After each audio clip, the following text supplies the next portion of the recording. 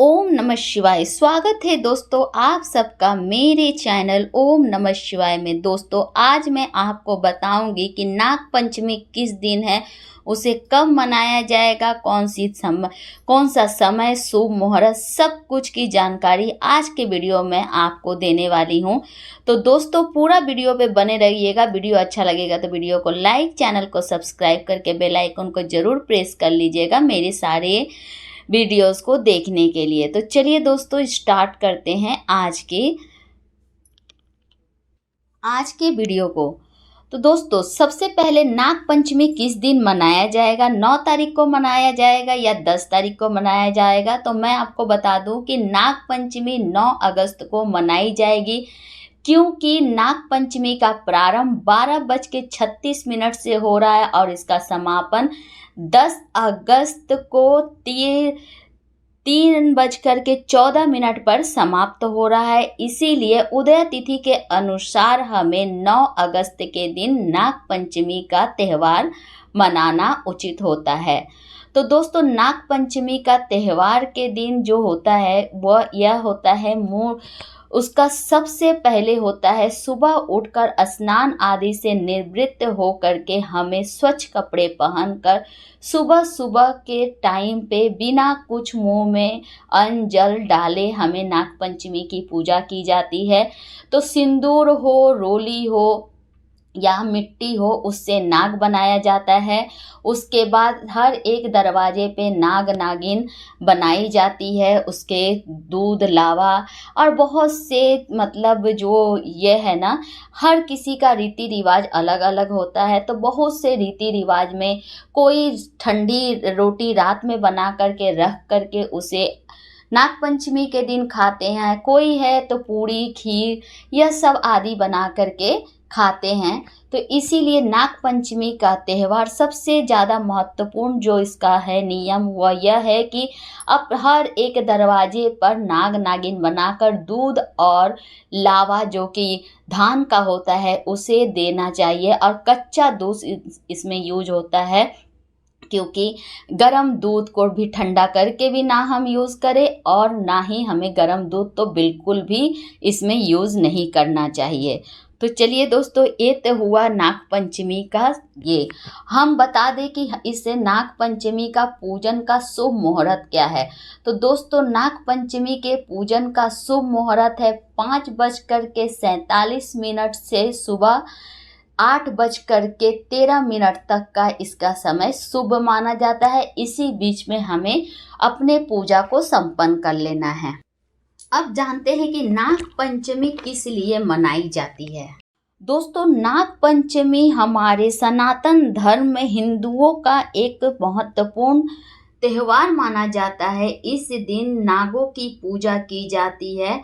यह पूजा श्रावण मास के शुक्ल पक्ष की पंचमी तिथि के दिन होता है। माना जाता है कि इस दिन लोग नागों की पूजा करते हैं, उनका आशीर्वाद प्राप्त करते हैं तथा उनसे अपनी सुरक्षा की कामना करते हैं।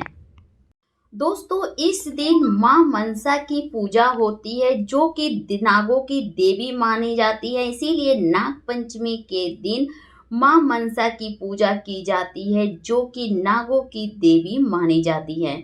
मां मनसा नागराज वासुकी की बहन और श्री कश्यप तथा केंद्रों की पुत्री मानी जाती हैं। मां मनसा के विविध स्वरूप है।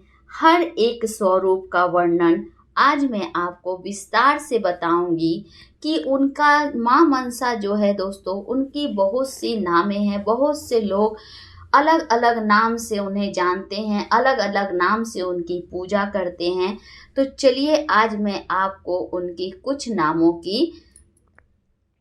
मां मनसा का मतलब होता है दोस्तों मन, जो कि मन से उत्पन्न हुआ है। इसीलिए उनका नाम मां मनसा रखा गया, क्योंकि वह मनोकामनाओं की पूर्ति तथा इच्छाओं की पूर्ति के लिए यह नाग पंचमी का त्यौहार मनाया जाता है। इसीलिए उनका एक जो नाम है वह मां मनसा है, जो कि हर एक की मनोकामनाओं को पूरा करती हैं, उनकी इच्छाओं को पूरा करती हैं, इसीलिए उनका नाम माँ मनसा पड़ा। दूसरा नाम उनका पड़ा जगत गौरी। जगत गौरी, जगत गौरी यह नाम यह दर्शाता है कि वह जगत संसार की गौरी हैं, पार्वती हैं। पार्वती का स्वरूप संसार की रक्षक है, इसीलिए उनका एक नाम जगत गौरी भी पड़ा। दूसरा नाम उनका एक है नाग माता। यह नागों की देवी मानी जाती है और यह नागों की रक्षा करती है। उनकी सुरक्षा के लिए इन्होंने तप किया था, इसीलिए उन्हें नाग देवी, नाग माता के रूप में भी पूजा जाता है। दूसरा है विषहरी। यह नाग विषहरी इनका नाम इसलिए पड़ा और इसलिए इनकी पूजा की जाती है, जिससे कि लोग इनकी पूजा करते हैं, क्योंकि यह विष को हरने वाली हैं।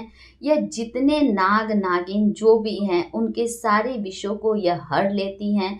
इसीलिए इनकी पूजा की जाती है कि यदि किसी मनुष्य को कोई सांप काट ले जिससे उसका विष फैलता हो और उसके शरीर में पूरा विष फैल जाए, तो ऐसी मान्यता है कि माँ मनसा की पूजा करने से, आराधना करने से नागों के डसने का या सांपों के काटने का भय नहीं रहता है। उनके विष का हमारे शरीर पे किसी भी प्रकार का हानि नहीं हो सकता, इसीलिए उन्हें एक नाम विषहरी भी दिया गया।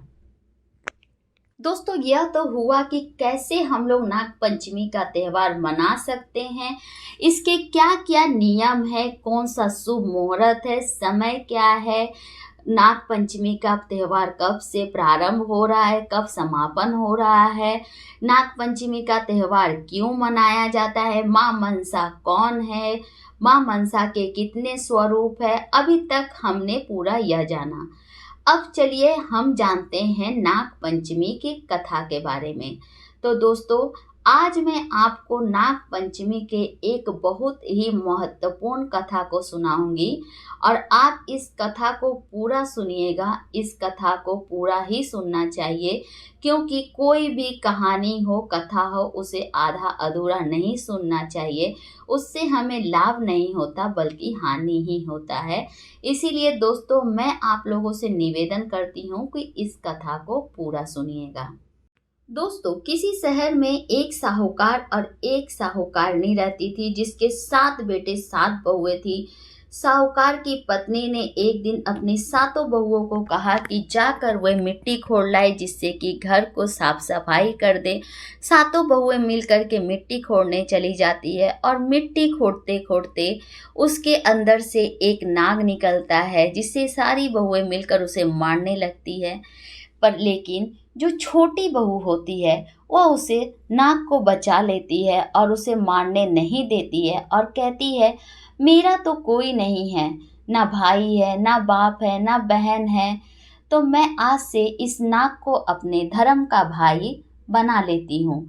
यह देख कर के नाग भी बहुत खुश होता है और उसे भी अपने धर्म की बहन मान लेता है और फिर छोटी बहू जो होती है वह नाग को जाने देती है। तो उससे क्या होता है, उसकी जिठानियाँ जो होती है बहुत क्रोधित हो जाती है और कहती है कि यह बहुत उसे धर्म की भाई बनाई है ना, तो आज हम लोग कल सुबह सुबह ही इसे नागों का जो झुंड रहता है उसी के पास हम लोग इसे फेंक आएंगे और एक गहरा तालाब रहता है उसी में ले जाकर के अपनी देवरानी को वो लोग फेंक देती है, जिसमें सांपों का झुंड रहता था। जैसे ही उसे उस पानी में फेंकती है, वह कहती है, राम राम भाई, कैसे हैं आप, मैं आपकी मुंह बोली बहन हूँ। यह देख नाग प्रसन्न हो जाता है और वे अपनी बहन को पहचान जाता है कि यह तो वही है जिसने मेरी प्राणों की रक्षा की थी, और इस तरीके से नाग उसे उसके घर वापस छोड़ देता है। और यह देख कर के जिठानियाँ और भी ज़्यादा क्रोधित हो जाती हैं और कहती हैं, अब तो तुम्हारा, पहले तो तुम्हारा मायका नहीं था, अब तो तुम्हारा मायका हो गया है, तो जाओ कुछ दिन अपने मायके घूम कर के आओ। और इस तरीके से जिठानियाँ मिलकर उसका सारा सामान उसके पास फेंक देती है और कहती है कि आप नागराज के साथ अपने घर जाओ, थोड़े दिन अपने मायके में बिता करके आओ। पर छोटी बहू कुछ भी नहीं सोचती है और वे नाग के साथ चल पड़ती है। चलते चलते एक रास्ते में एक खून की नदी बहती हुई नजर आती है। अब छोटी बहू डर जाती है और वे नाग देवता से कहती है, हे भाई, अब मैं इस नदी को कैसे पार लगाऊं? यह तो खून की नदी है। पर नाग देवता कहते हैं, हे बहन, तुम मेरी पूंछ को जोर से पकड़ लो, फिर तुम मेरे पीछे पीछे आओ। जैसे ही वो नाग देवता का पूंछ पकड़ती है, वह खून की नदी दूध की नदी बन जाती है और उसे पार करके वह अपने नाग देवता के साथ उनके घर चली जाती है। वहाँ पे सभी नाग नागिन मिल करके उस काफ़ी सेवा भाव करते हैं और इस तरीके से वो बहुत समय तक अपने मायके में ही रहने लगती है, जो कि उसका धर्म का मायका रहता है, मुंह बोला मायका रहता है। जी क्यों? क्योंकि उसने नाग देवता को अपना मुंह बोला भाई माना था, धर्म का भाई माना था। इसीलिए उनके परिवार का, जैसे कि उनकी माता, उनकी बहनें, उनके भाई, उसके सभी सगे संबंधी बन जाते हैं और इससे वह बहुत दिनों तक अपने मायके में रहने लगती है। और कुछ दिन के बाद एक समय ऐसा आता है कि नाग देवता की माता अपनी मुंह बोली बेटी से कहती हैं, हे बेटी, मैं बाहर जा रही हूँ, इसीलिए तुम अपने भाइयों का ख्याल रखना और उन्हें दूध पिला देना।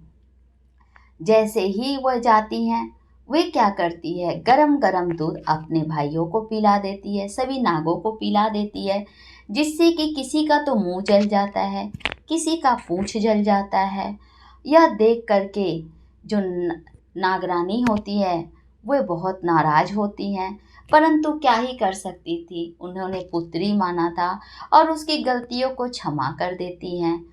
एक दिन इसी तरीके से अब उसमें अभिमान आ जाता है, क्योंकि उसने धर्म का भाई बहन सभी कुछ मिल गया और इतने ज़्यादा उसे सम्मान आदर प्रेम भाव मिला कि जिससे कि वह थोड़ी सी अपने आप को वह बहुत ही ज़्यादा अहंकारी महसूस करने लगी। वह किसी से भी झगड़ लेती, किसी को भी कुछ भी सुना देती। एक दिन नागराज सुनते हैं कि वह अपने पड़ोसी से लड़ रही होती है और कहती है, मेरे भाई बहुत ही बलवान हैं और वो नाग नागिन है, वह अभी चाहें तो तुम्हें यहीं पे समाप्त कर सकते हैं, तुम्हें वो डस लेंगे जिससे कि तुम्हारी मृत्यु हो जाएगी। यह सुनकर नाग देवता को बहुत बुरा लगता है। उसके बाद वे अपनी माता से कहते हैं, माँ, काफ़ी समय हो गया है बहन को यहाँ मायके में रहते हुए, अब उसे अपने ससुराल वापस जाना चाहिए। उनकी माँ भी कहती है, हाँ बेटा, यह तुमने उचित कहा, क्योंकि बहुत दिनों तक यदि बेटी मायके में रह जाती है तो यह सही नहीं माना जाता है।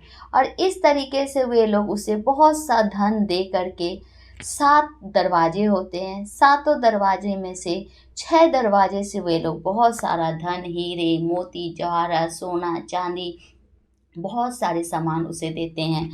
परंतु वह कहती है, मुझे 7वां दरवाज़ा भी खोल कर दिखाओ, उसमें क्या है।